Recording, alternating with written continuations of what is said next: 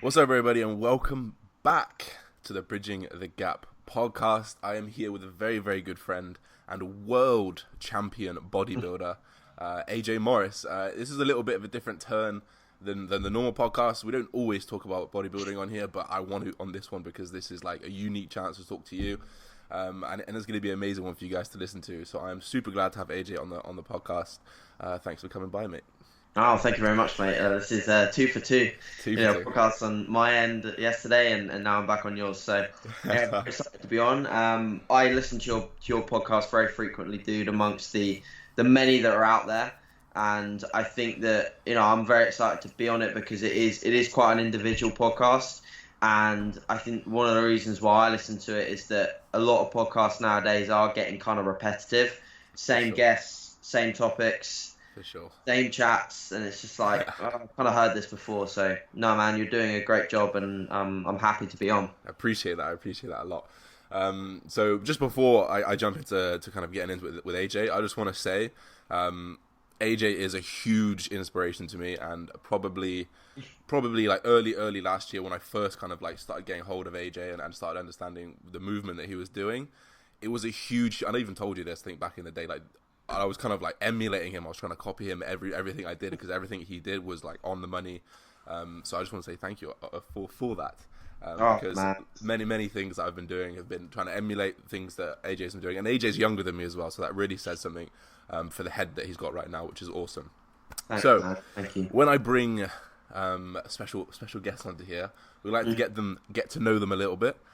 So I've listed a few questions. They're going to be either or questions, so you'll just pick one of the options. Let's say you've got to pick one of them for the rest of your life. Which one are you going to pick? Okay. So all right. Let's do this. Barbells or dumbbells? Barbells. Squats or deadlifts? Oh, fuck. Deadlifts. Deadlifts currently. Oats or cream of rice? Oh, oats, man. Thought so. Podcasts or music? Fuck. Music has to be. Big legs, big back. Fuck. That's difficult. Fuck. That's a difficult. Big legs. Big legs. Yeah. Comedy or thriller? Thriller. Batman or Superman? Superman. Working out alone or working out with a partner? Definitely alone. Nice. And final question. WMBF Pro or a couple £1 million? WMBF Pro. I knew it. No hesitation needed. I knew that. I wanted to leave that there. Money. Yeah, I like to set that question up there because I want people to understand like the mindset that you have to be a world champion, to have your goal in that tunnel vision. Like nothing gets in the way. Nothing gets in the way. So I just want to transition into kind of like what this year and what's different this year versus last year. So for those of you guys that don't know, AJ prepped for, was it 45 weeks? I think we said yesterday on the podcast. Yeah, pretty much 45 weeks in total. So yeah, a long old time. And by the end of it, ended up a world champion, guys. A world champion. I don't care where you are from. If you're a world champion, that is some king shit right there, and it's amazing to see. So what I want to know is what are you going to do different this year or the next prep that you do to make things better? You've already got the World Championships, obviously. What's going to be different this time? Sure. So thanks very much for all the kind words that you've had to say so far, man. I'm already getting butterflies in my stomach. But yeah, dude, I think this off season has just been drastically different to previous off seasons. Very much in a similar thought process as you've been, what we talked about yesterday in terms of just simply looking at the off season as a chance to replicate what we were doing in prep with regards to consistency, our execution within not just the exercise form, but everything we're doing, how we execute our day on a whole is just geared towards the end goal of either the next competition season, a pro card. It's like something is in our heads and we want it more than anything.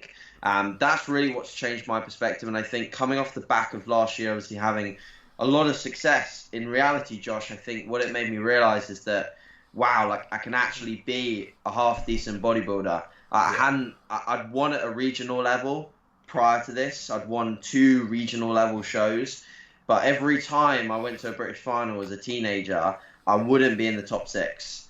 And it frustrated the living daylights out of me, because I wanted to be in the top 6. I wanted to be battling in the top echelons of the sport. And I really thought that from my work ethic from the get-go, that I did have something that, from a work ethic standpoint, could get me there. So for me, the reality was, 2017 made me realise that I can actually be pretty good. So that motivation fired me up for an off-season phase. I already knew my plan of attack coming out of the competition prep season. I think if I was to give any advice to anyone coming out of competition season, in comparison to you, where you finished and you were like low calories, high cardio, and you went straight up to a very aggressive reverse, I think the majority of the reversing period should be done in your competition prep. Like, you should be at the end of your competition season on decently high calories, close to maintenance, limiting cardio, bringing cardio down, potentially only using expenditure tools like steps, which are relatively low intensity and not very taxing. And that allows the transition out of the preps to be so much smoother. I was already reversed by the final show, had the goal set. I remember coming back on the plane from the Worlds to when I went to New York to stay there for a bit, and I literally had, because when you're on a plane, you can't do shit. So I was on my notes section planning out exactly how my diet would look, exactly what training approach I was going to go for, because I transitioned into an upper-lower split.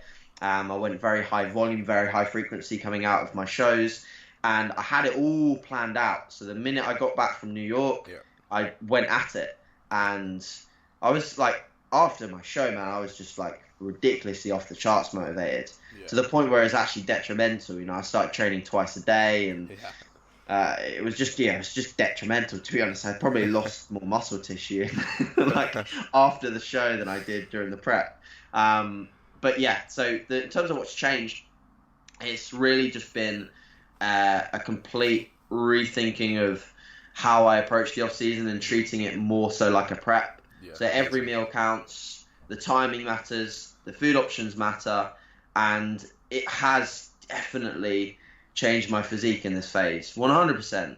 I've got a photo that if today's training is really boring, I'll post up on Instagram, because if training sucks, which probably will because it's deload, I'll put up the photo instead. So I put alongside my last off season at 180 pounds, most muscular, to the one that I took yesterday, and the difference is quite drastic.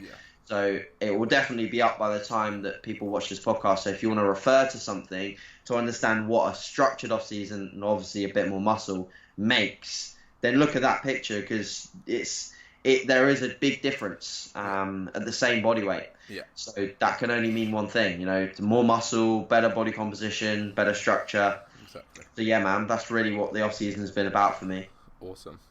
And what I think is really important that you mentioned there was using that motivation that you had built in that on season, because those of you who have prepped out there that are listening to this, and those of you that haven't, when you go through prep, it's almost like you're honing all of your skills. It's almost like efficiency gets more, everything gets done, because you've got that regimen, because you've got that goal. And I always thought to myself, why can't I just do this in the off season? Because I don't know, because I wasn't controlling it well. I didn't have the markers there, health markers. I was binging and doing all this stupid stuff, and I didn't take that prep mindset into my off season until this last off season. And I think for myself as well, it's made a hell of a change. So any of you guys who are feeling slightly unmotivated post competition, maybe just address what's happened there, because you should be more motivated than ever after that. 100%. Sure. Now, what I want to note to people here is that you are a world champion, but you didn't coach, you didn't have a coach, which I find very impressive, because my mind goes everywhere when I want to prep. So I love to have someone there to talk to. And I just wondered, did you have anyone to talk to about your physique as you went through that process, or was it just a one-man process, and you just confident in yourself from that? Sure. I don't think prep is ever going to be a one-man process in any sort of setup, whether you're with a coach, whether you're not with a coach. I think that there's always a greater degree of people involved than just one. Yeah. And for me, I think at the end of my prep, I had pretty much two Jacks that were very integral in my prep. So Jack Piad, who was taking all my photos and normally just telling me to eat more and stop doing steps and things like that. It was at the end, it was more so of a case of Jack telling me to back off and saying that, you know, you're actually ready. You just need to just sort of cruise in and back off some things now. And then I had also Thorburn as well, Jack Thorburn, doing a lot of my analysis from a pictures perspective. I'd send him a lot. So I sent him pretty much daily photos in the lead up to the Worlds, my peak week for the UK DFBA British Finals. I sent him all my photos as well, and he was very good at just sort of taking more of an analytical approach to things. He knew exactly how I was doing things. He knew exactly what my meals looked like, how I'd structure them, and he'd always sort of pretty much second guess what I was going to do, and he'd just normally say, just give me the nod and agree. And I think looking back, I think that was very important for me, especially from a conditioning standpoint, because my calling card as a junior was always just condition. Yeah. There was guys that were 15 or 20 pounds heavier than me on stage, so I couldn't really play the big or the full card. I had to play being in shape. Yeah. And like to have someone like Thorburn looking at me and saying, "You're on the money, mate," I knew that I'd probably be on the money because I've never seen someone as shredded as he gets. So for me, that was really how I ran things, and I agree with you, Josh. My head sometimes did go places, and it's not that fun when you're coaching yourself. Yeah. But the thing is, I think the one thing that kept me most locked in towards the end was the fact that I'd already got my food up to a sort of a reverse state, and I was eating I was basically just becoming very robotic in the process. Yeah. Even now in the off season, like the only time my head slips is when I veer away from a structured plan. Yeah. Like if I have a day where I start thinking, should I eat this or should I eat that? Should I change this, change that? As soon as I think about changing something, I slip, and then my performance slips as well. No shit, because you're just changing your entire structure. So structure is key. Once you've got the structure in place, it sounds sad, but you almost have to become a bit robotic with it and just eat your meals, do your training, do your cardio, and just kind of switch off a little and allow yourself to sort of do the analytical process on your physique, as opposed to, what special meal you're going to have, what new special sauce you're going to put on your foods. Just fucking just tick your boxes. Yeah. As basic as it gets towards that point. Absolutely. Amazing.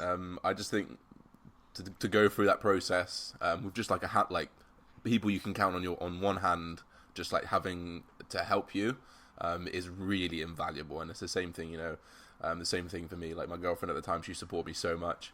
Absolutely. And it's what I needed. And I even messaged you a few times as well, just like for peace of mind as well. So for anyone out there who is confident in their own knowledge, you can do it, but just make sure that you're kind of outsourcing, because when you're in that headspace of prep, things are very like blinkers off and your tunnel vision and I need condition more. If you've already got the condition, you might not need the condition anymore, so stop digging. Sure. And that was something that you did amazing, and I'd love to talk just quickly about that reverse diet, because I've never seen it. When I watched it, I had never seen anyone reverse diet like that. For anyone who doesn't know about reverse dieting, it's essentially once you've kind of reached peak condition, or the condition that you want to take into a show, you're just essentially reversing the process what you did, bringing up calories, taking down cardio. And like just for the listeners here, can you compare where you ended your prep, like the day you ended your prep, calories, steps, all that kind of stuff, versus like probably the deepest part of prep when you were still digging, and what the difference was? Yeah, so the difference being I was digging the most before my first qualifier, which was the BNBF finals, and I was on about my low days outside of refeed. So my my weekly caloric intake was probably closest to like 2,200 at its lowest. That's very low for me. But my lowest low days on rest days, because I was doing a bit of a carb cycle, were definitely below 2,000 calories. and my expenditure at the time my steps were at 20,000, and I was doing 30 minutes on the Stairmaster every morning at like level 11, which is fucking fast. Yeah, I fucking know level 11. Fucking fast, man. I barely do level 9 right now. So yeah, that was blowing my brains off in the morning, and that was like 5 times a week. I think the only days I didn't do the Stairmaster were leg days. Yeah. But it would interrupt my leg days anyway, to be honest, because it was so taxing. It was like a leg workout pretty much. So that was the lowest, and then after that, I started to pull back on the cardio a little bit and focus more so on steps, but my calories remained quite similar. And then that was sort of the period of time until I got to peak stage condition, or what I deemed as peak stage condition. And then to give disparity, by the worlds, I was on 3,000 calories, and my steps were between 20 and 25,000, and no Stairmaster, no formal cardio at all, just steps. But the steps were done at that point in a fashion which wasn't just accumulating steps. So it wasn't like I go out for like a really slow walk. Yeah. Because the reality is, if you try and get 20,000 steps and you just accumulate them, you're going to be all fucking day on your feet. And that's not fun. So I prefer to just get them done in like 2 power walks. So I usually do like an hour of like a pretty damn fast walk in the morning. Yeah. On my treadmill, and then I'd usually do half an hour in the evening, and the rest I'd just accumulate throughout the day. Okay. So if you kind of look at it that way, it's still like an hour and a half of cardio, man. Yeah. So it wasn't like I was doing hardly anything. I was still doing a lot. But I believed at that point, I'd prefer to have been doing a lot of cardio and been eating more than been eating like a rabbit and been not doing much. Yeah. In terms of whether I changed that, I think I could have gotten away with doing a lot less, because at that point your body becomes very adaptive to the stimulus of cardio, and especially steps. So you would my heart rate have really been high enough throughout that hour of steps to really signify doing them? I don't think so. I think I could have gotten away with doing either a shorter bout with a higher intensity, or just not doing as much. Yeah. I think I'd have looked very similar, and that sort of reared its head when I finished dieting, because I took away most of that fast walking and replaced it with just like sightseeing and shit when I was in the States, and my weight stayed fairly similar despite food going up. And I probably looked a fair bit better as well in the week after, because you don't realize how much inflammation you carry from all the expenditure that you're doing. You know, I remember you were doing a lot as well, like on the stairs and stuff. And I think, you know, when you sunk all your carbohydrates and just your coach told you to pretty much sit still, your weight hardly moved that much, or initially hardly moved that much, because you took away a lot of the inflammation and then just replaced it with glycogen. So yeah, that was pretty much it. So whatever way you look at it, I was on a lot more food, and the expenditure was probably fairly similar. It wasn't perfect, but again, could I have done it better if someone was coaching me? Probably. There was maybe it told me to stop moving so much and eat a little bit more, but it was what it was in the process, and it ended up okay. Ended up all right. Yeah, it did. Not too bad. Not too bad. Awesome, man. It's so like refreshing to see stuff like this happen in front of my eyes as well, because I never even conceptualized what you did until you did it, and there you go. You proved everyone who did the opposite wrong, you know, and that's the way that I want to do it next time for sure. So I remember you just coming out of that, you had your eyes set on 2020. Is that now 2019? I think with the way that this year has gone, mate, and I just and watching the shows this year, just there's something about it when you just know that you just gotta go for it, and you just gotta go with your gut instinct. And the way that I think I look at things as well, I look at things not just from a internal perspective with where my motivations lie. It's more so like externally what's going on. So what's going on with family life, what's going on with friendships, relationships, etc. That really puts me in a position to optimally like sort of capitalize on a prep. And right now, with the way things are heading, obviously moving out soon, I'll be in my own place, I'll be in a better environment from a gym perspective. My support network at the moment is just ridiculous. I've got some really good people in my life, which I'm very lucky to have. And I think with that being said, it just sets me up for either a very productive off-season, which I don't think would be as productive as this year, because what we were talking about earlier from the motivation standpoint, like I can see my off-season fire starting to dwindle and my prep fire starting to build up, if you want to take it like that. So I think it's almost valid for me to take the momentum that I've gained in an off-season, apply it to a prep, and just see where I stand. And my perspective also is like, will I have the development, will I have the sort of the muscle maturity to stand where I need to stand and do what I want to do in the class that I'll be next year? I think from some perspectives I'll be at an advantage, because I will no longer have the weight disparity between me and someone else in a junior category where the weight is unlimited. I'll have a 154-pound weight cap. I believe that my stage weight will be low 150s anyway, so I'll be at the top end of a weight category.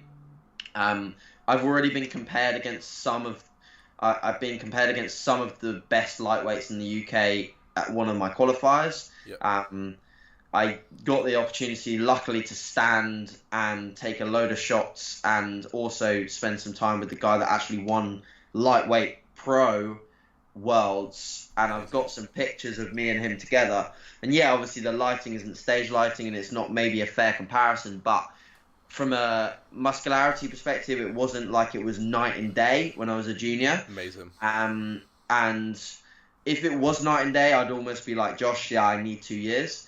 But a lot of people said to me when they saw those photos, it's not night and day. You need some more muscle, you need some more maturity, of course, but it's not night and day. And that's someone that's winning the pro class at Worlds. And my goal is obviously win the amateur class at Worlds in that category. So the level of competition, well, depends if a genetic freak shows up, but the level of competition should be somewhat lower. So I just feel quietly confident about approaching next year with a prep. All being good, touch wood, like no injuries, no niggles, good place calorie-wise, good place body composition-wise, and I'll drop the hammer, which is just fucking exciting. Oh, man. It gives me that feeling when you talk about it. I'm like, oh, let's fucking do it. Man. Yeah. Jeez, yes, yeah. And when it gives you that feeling, you know that you're in a good spot. Yeah. 100%. If going into a calorie deficit scares you or makes you a little bit like, oh fuck, I really prefer eating saurine and bagels. Fuck that. Yeah. Just eat your saurine and bagels for another year. Like I look at food now and I'm just like, that's what I'm like. I kind of prefer less of this. Yeah, that's exactly my mindset right now. It's good. You're in a good spot. For sure. One thing, like, you actually just touched on it very, very quickly. One thing that, like, I've been struggling with, and this is the first time the podcast is hearing about it. First time I've actually probably talked about it publicly. One thing I've been struggling with, and I want to know how you deal with it, because I feel like you're very, like, your mental fortitude is, like, admirable for sure, and like, your goals are just, I can see it, I can feel like your goals are, like, that's it, it's do or die, like, I'm fucking getting this, What do you say to those people who pick up a dumbbell and grow like a motherfucker, and I look at them and I think, I work my ass off, I do every single thing, I count my sleep, I count my blood glucose, I do this, I do this, I do that, I do this, and you still look like that, and and I see them rep and they're just slapping it around, and I'm just like, it winds me up, and I'm struggling with it at the moment, how to deal with it and how to just forget those people and just get on with my own business, because that's obviously what I need to do. I just want to know, like, what's your thought process on that? Because there's those guys that you look at, like the fullness, the roundness, the shape, and they don't take drugs, and they're still 3 times the size of me, and I'm like, what the fuck? Yeah. I think the answer lies in my reaction when I win a show. Yeah. Because if you look at when I won the Worlds, if you look at when I won the UK, if you were there when I won the BNBF Midlands, I won the bloody qualifier. Yeah. Like, I release so much energy when I know how much I've poured into the goal. I know that I've not been slapping around dumbbells. I know that I've not been missing a meal. I know that I've not been missing a moment of sleep. I know that I've been keeping my stress up. I know that I've been doing everything. And like when I beat someone that's slapping around dumbbells and like just throwing like a weed, like that makes me feel so fucking good. And I would so much rather trade that. I'd rather have that feeling than have a genetic predisposition to build muscle. I'd rather have to work hard for it, and that's kind of why I do love natural bodybuilding, in the sense that when you're standing on stage in a drug tested federation that it is literally you versus someone else. That's it's not have they put in more this, have they used this fat burner versus that fat burner, have they implemented this drug at this point when you could have done that, or have they even got more money to afford more drugs, I don't know, man, or their predisposition to respond to drugs, which of course is definitely a genetic component of assisted bodybuilding. Is like some people respond to drugs very well, some people do not. So mate, and that's nothing against assisted bodybuilding. I love bodybuilding in all of its forms, and I can see why people love the assisted route as well. I can really understand that. But yeah, for me, dude, just the understanding of that. Like I went to bed every night, dude, thinking of winning the worlds, and just when that happened, I can't describe how good that feeling felt. It's just a ridiculous feeling. It's like just euphoric. It's ridiculous, off the charts feeling. And like I go to bed most nights now thinking of the moment that I win the pro card. And I don't care when that moment happens, but I'm confident it will happen. And when it does, I know that all these days when I'm potentially eating food that I don't want to eat, or just doing workouts that I sit there and write out my logbook and just think, fuck me, dude, like this is just gonna take everything. And then I do it. When I do it, I know that no one else is doing this, or no one else can really try and match this. And you're the same, dude. Like there's very, very, very, very few people, and I'm sure that you're learning this too. Very few people like us. There's very few. There's people that think they're like us, and there's people that think they can do what we do, but they really fucking don't. Once they get a taste of it, they don't like it. They can't stick to it for very long. And the amount of clients that I've had, and even people who are members of my site, that will approach me and say, AJ, I'm not going to be a member of your site, or AJ, I don't want to be your client, because they don't feel that they can live up to what we do. And that's a shame in one essence, because you really don't. Like, to be a client of mine, you don't have to be me. You don't have to be as consistent or whatever. You can still do very well with a slightly tapered down approach. But people feel a lot of pressure, I think, looking up to guys like us that have the consistency and that do basically live and breathe it. But I think what they fail to realize is that it's almost ingrained in us. Like, we don't go through a day and sort of think about having to do these things. We just do it. It comes like boom, like naturally. And I think that's a really important thing.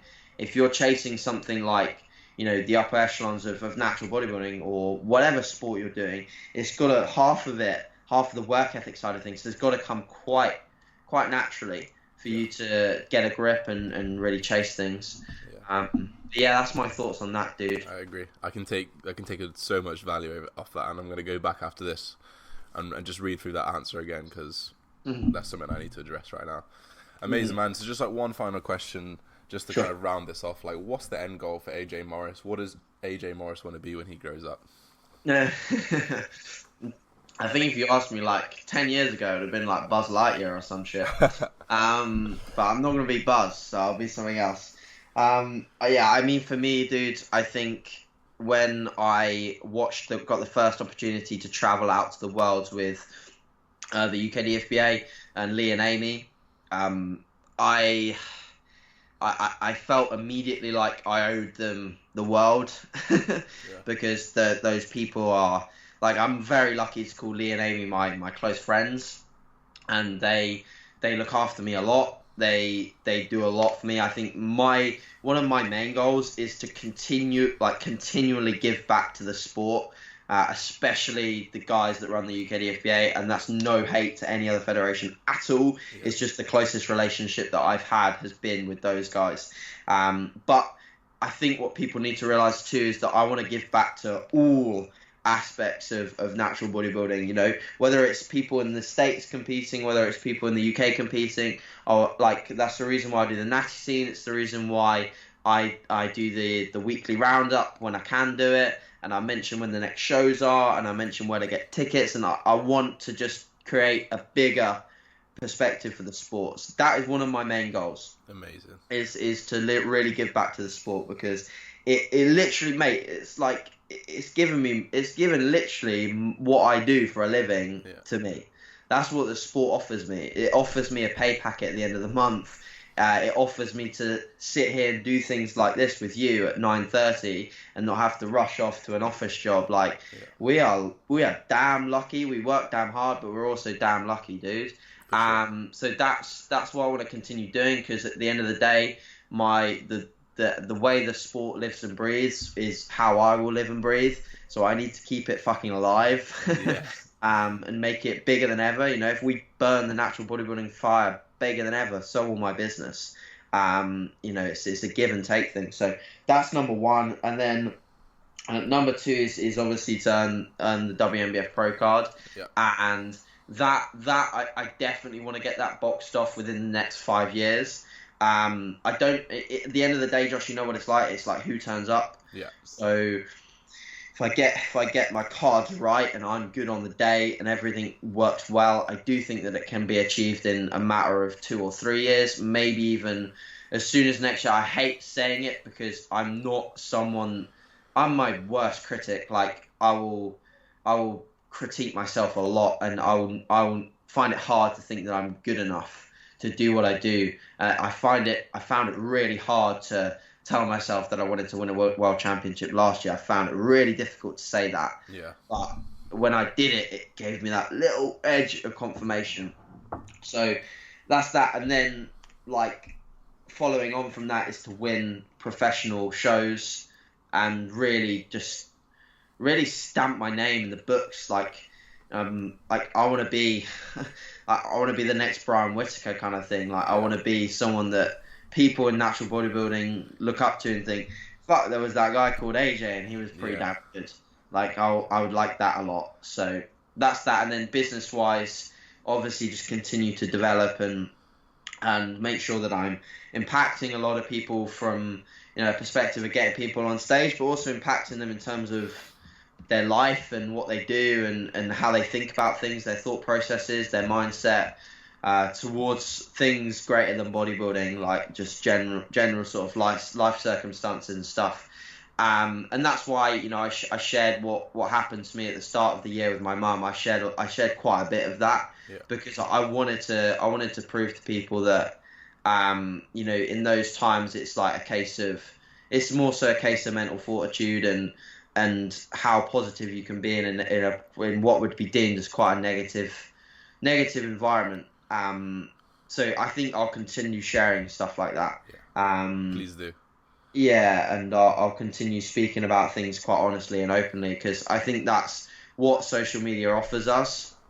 It's a very important outlet, and we have to treat it with caution, and we have to treat it nicely. Yeah. But at the same time, you know, you just literally have to just be yourself on it. I think that's also what you do very well, dude. You're very much yourself on social media, and especially on your podcast, and you speak a lot about things that are very real and honest. And I do definitely appreciate that from you, and Tom as well, who comes on the podcast a lot. I think you guys are very honest individuals. I don't see any sort of stuff behind curtains with you guys. You speak how it is, which is good. Cheers. Thank you so much. You guys, this has been a great podcast. I appreciate you for coming on. Honestly, man, you've motivated me for so long, and just to hear these words come out of your mouth, like the way they come out, like it gives me tingles. It literally does. It gives me tingles on my arms, and like it motivates me. And to see someone so young, so ambitious, and just so like established where you are. It's amazing. So guys, anyone listening out to this who wants to follow AJ's journey, I highly recommend you do. It's been incredible so far, and it's gonna get better. Oh, yeah. All of his stuff's gonna be in the show notes. Check him out. I appreciate AJ for coming on. Hope you guys enjoyed this one. Speak to you very soon. Peace. Thanks, guys.